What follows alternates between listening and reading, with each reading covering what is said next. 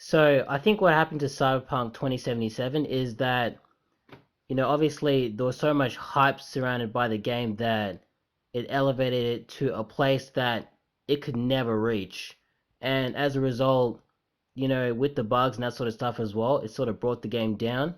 But even if the game released in a completely perfect state, I think it still would have gotten like bad reviews because like the game was never going to live up to that hype. Because I think I played Cyberpunk and I have it.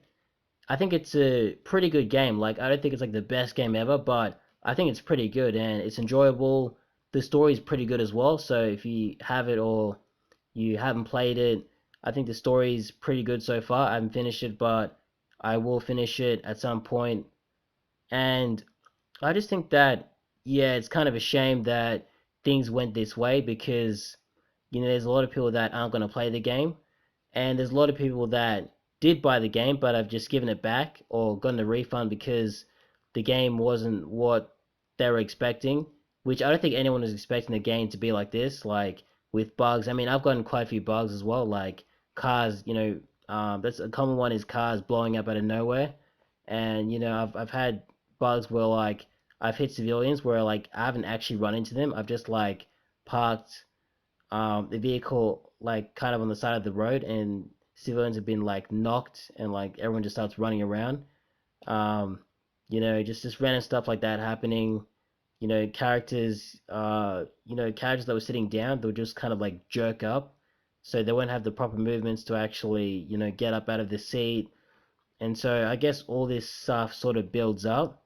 It'll be interesting to see what pre-production was like because, obviously, I saw a couple of their kind of like their press conferences, not press conferences, but the kind of showcases to kind of give people an idea of what this game was going to be like.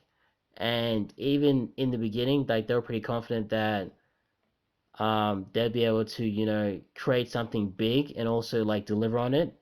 But I think with every game, like it's pretty hard to finish anything. So even if you say that you want to build something, there's no guarantee that not only are you not going to be able to finish it, but to be able to get to the get the game to play the way exactly the way you want it. And that's a lot of problem that a lot of companies have, and even today as well. And going forward, they're going to try and fix the game, but I think the hype really, really destroyed this game, I think.